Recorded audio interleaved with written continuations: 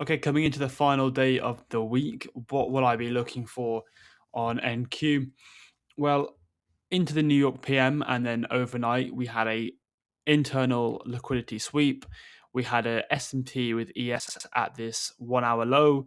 We then had an internal sweep of that New York low from the opening candle today, and we've just been pushing up higher and higher ever since, and we are getting very much closer to this previous day high. Now, NFP is coming out in about 10 minutes' time, and that will set the picture for what New York might bring. Obviously, we are still in an aggressive uptrend, so unfortunately, I don't see any high probability setups happening just because of where we are.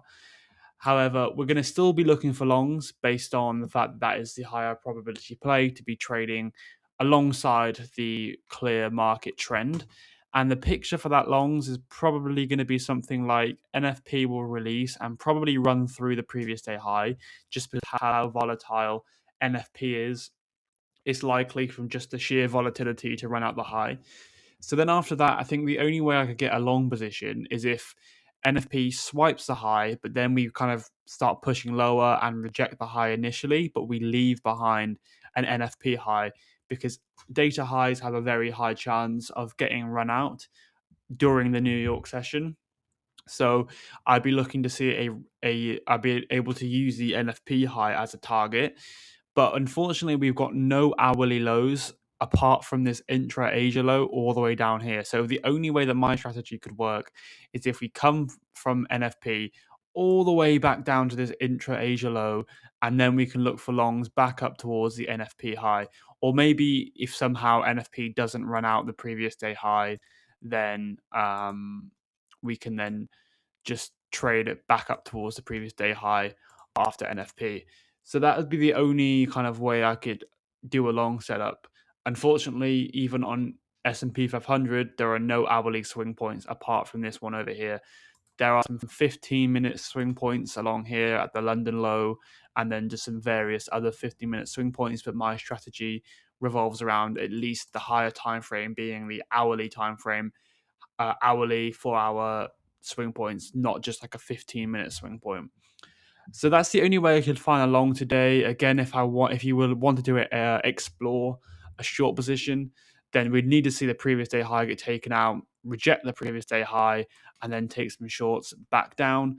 Um, Maybe only literally to the midnight open, or maybe to the Asia or whatever. Or alternatively, if NFP spikes and we come down a bit, then you could wait for another run of the NFP high and then into shorts as well.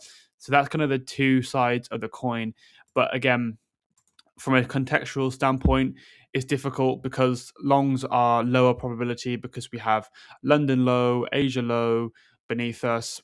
We're quite away from the we're quite away from the midnight open, and we are very close to our final draw on liquidity of the previous day high up here, which just means that you're not going to get the cleanest setups today.